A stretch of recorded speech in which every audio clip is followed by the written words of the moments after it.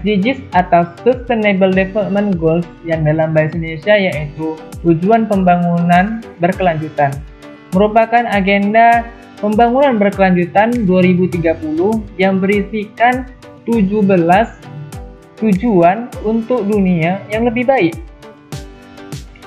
SDGs dicanangkan pada tanggal 25 September 2015 oleh negara-negara anggota PBB yang disusun berdasarkan Tujuan Pembangunan Milenial atau Millennial Development Goals (MDGs) yang telah berlangsung pada tahun 2000 hingga 2015. SDGs menetapkan gambaran tentang dunia yang kita inginkan. Dunia yang memang kita butuhkan yaitu dunia bebas dari kemiskinan dan kekurangan, dunia yang lebih adil, dan dunia yang tidak melewati batas-batas alami. SDGs merupakan respon yang tepat untuk menghadapi tantangan abad 21. Penawar yang tepat bagi hilangnya kepercayaan kepada institusi di berbagai negara dan kepercayaan kerjasama antar global.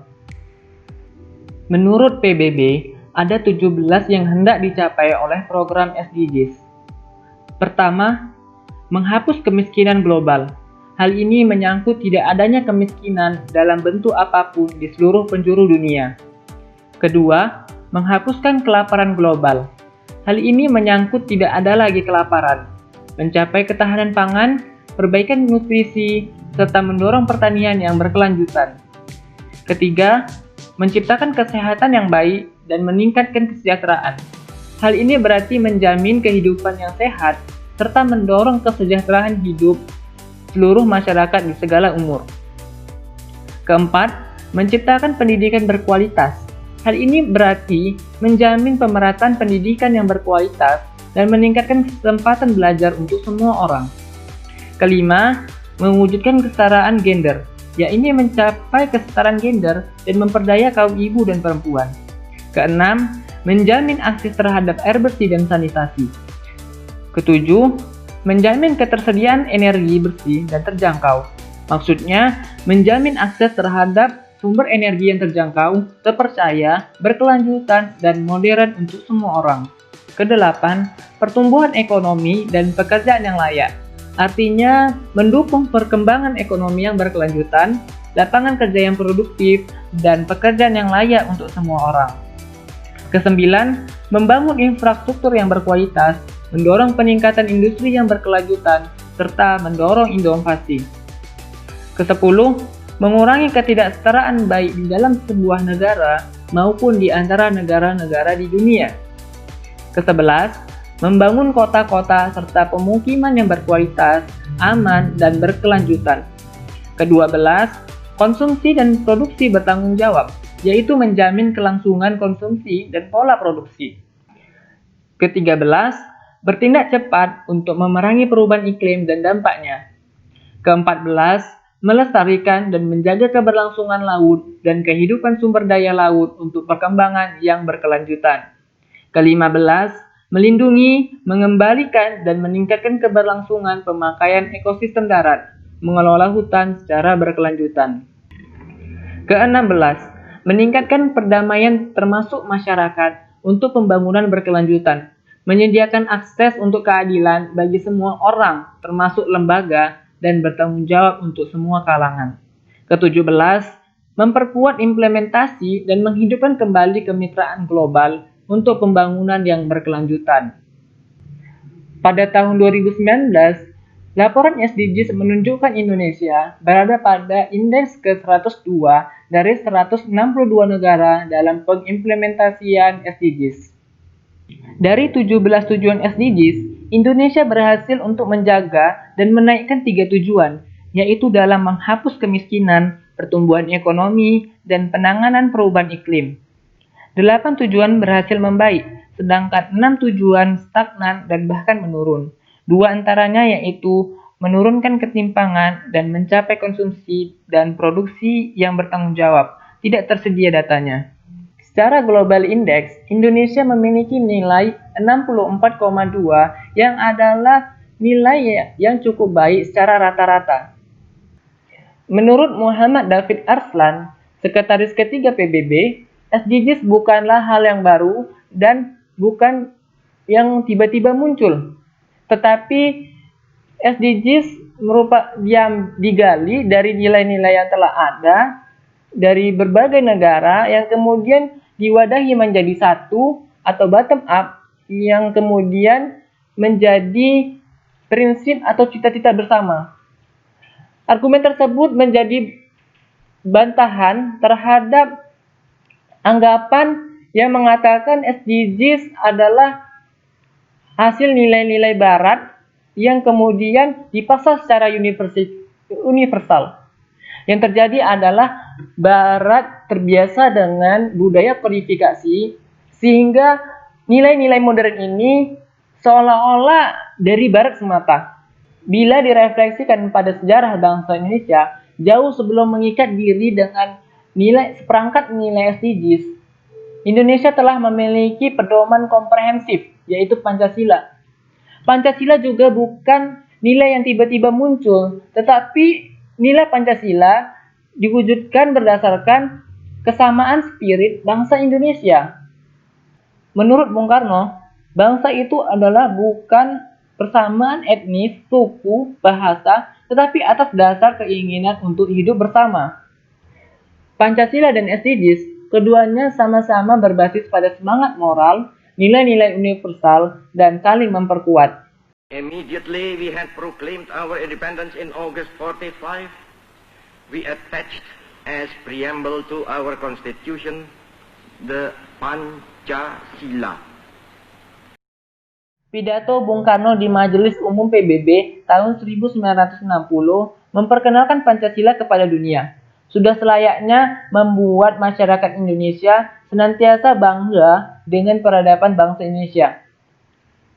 Bangsa Indonesia memiliki keajaiban dunia yang bersifat non-material, yaitu Pancasila, yang dapat menandingi hal-hal yang bersifat material. Kekuatannya dapat mengikat bangsa Indonesia menjadi satu dengan cara yang damai.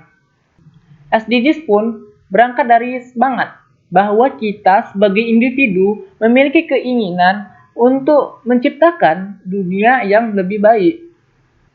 Nilai-nilai Pancasila dan SDGs bersifat brotherly relation atau hubungan bersaudara dan beyond nation atau lokal dan global sekaligus. Pertama, sila ketuhanan yang Maha Esa merupakan relevansi nilai dalam kemajuan dan keberlangsungan suatu bangsa. Seorang sejarawan bernama Arnold Joseph Toynbee yang menulis buku berjudul A Study of History pada tahun 1934 menyimpulkan bahwa peradaban-peradaban yang bertahan dalam waktu lama dan terus berlangsung adalah peradaban yang di jantungnya masih terpercik visi ketuhanan atau visi spiritualis. Sekuat apapun peradaban pada tampil fisiknya, tetapi tidak memiliki percik spiritualitas dalam peradabannya, maka peradaban tersebut berada dalam ambang yang rapuh. Situasi ini mengingatkan kita kepada para founding father negara Indonesia yang memberikan imajinasi tentang letak keberadaan yang dengan simbolik Pancasila, yaitu Garuda Pancasila. Jika kita lihat di dadanya, ada dua perisai. Perisai luarnya adalah kemanusiaan, persatuan, kerakyatan, dan keadilan. Di perisai terdalam, dengan warna hitam, lambang bintang melambangkan ketuhanan.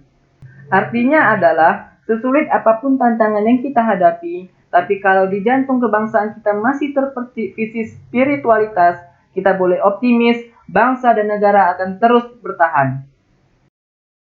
Apabila suatu negara menganut kapitalisme yang merupakan salah satu paradigma atau sistem kehidupan manusia yang dianut oleh bangsa-bangsa besar sejak tahun 1800-an. Nyatanya menimbulkan banyak permasalahan, bahkan dapat mengancam kelestarian ekosistem bumi ini. Kata ahli ekonomi maritim IPB dan mantan Menteri Kelautan dan Perikanan, Rohmin Dahuri, sistem kapitalis juga mengancam eksistensi peradaban manusia itu sendiri. Memang kapitalisme telah mengakselerasikan pertumbuhan ekonomi dunia atau gross world product yang sangat signifikan. Namun Rohmin mengingatkan, kapitalisme juga telah menimbulkan permasalahan sosial ekonomi lingkungan, dan sosial budaya yang sangat kompleks dan serius. Yang lebih mencemaskan, ketimpangan ekonomi baik dalam suatu negara maupun antar negara semakin melebar. Maka sebab itu, paradigma kapitalis harus diganti dengan paradigma yang menuntun manusia bahwa manusia tidak hanya terdiri oleh fisik saja, dan kebahagiaan tidak mungkin dipuaskan oleh harta, tahta, popularitas, dan hal dunia lainnya, tetapi mesti dengan kebahagiaan hati dan jiwa. Paradigma semacam itu ialah Pancasila dengan kelima silanya. Pada tataran praksis, dua agenda besar harus dilaksanakan secara simultan dan terintegrasi.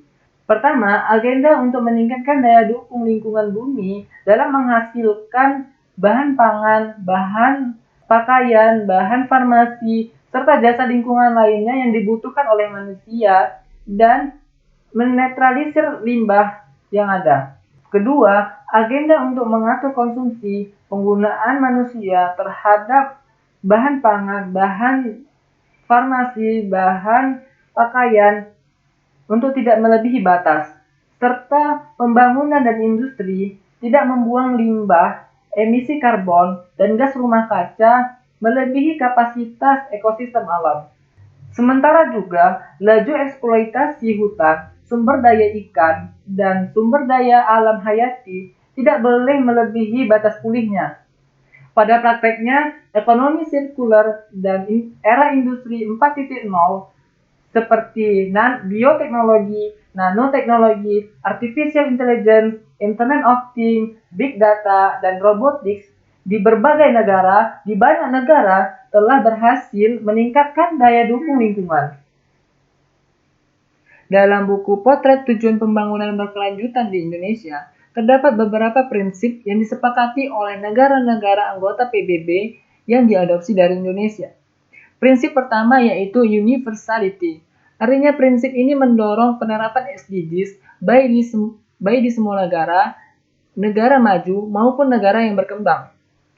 Prinsip kedua yaitu integration. Artinya prinsip ini mengandung makna bahwa SDGs harus dilaksanakan secara integrasi dan terkait pada semua dimensi sosial, ekonomi, maupun lingkungan. Prinsip ketiga, no one left behind, yaitu prinsip yang menjamin bahwa pelaksanaan SDGs harus bermanfaat bagi semua orang, terutama yang rentan terjadi pada kalangan bawah. Kesimpulannya ialah integrasi nilai Pancasila dalam proses pembangunan berkelanjutan sebagai berikut. Sila pertama Pancasila menyadarkan kita untuk mengucapkan rasa nikmat syukur atas Allah sertakan dalam seluruh proses pembangunan berkelanjutan baik di tingkat nasional maupun daerah. Sila pertama juga menegur kita terhadap mandat utama pembangunan Indonesia adalah pengelolaan dan berkelanjutan.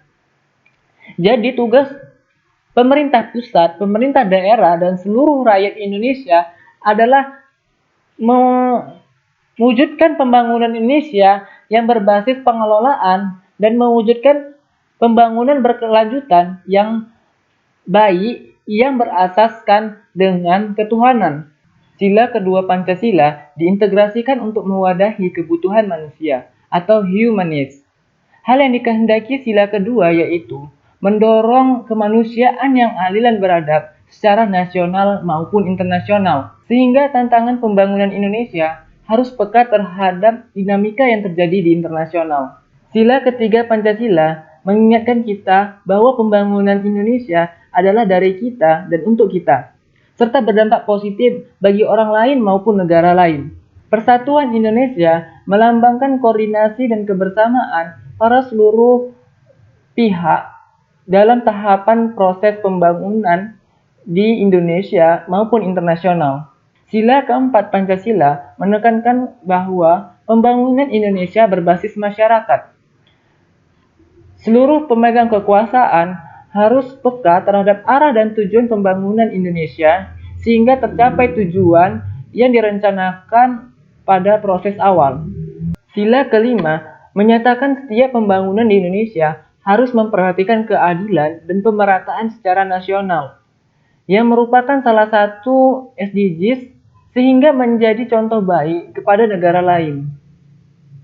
Kolaborasi antara individu, negara, maupun organisasi internasional merupakan syarat mutlak terjadinya perdamaian berkelanjutan. Dunia yang damai bukan hal yang mustahil ketika Pancasila dan SDGs menjadi cara hidup bermasyarakat di seluruh lapisan maupun tingkatan.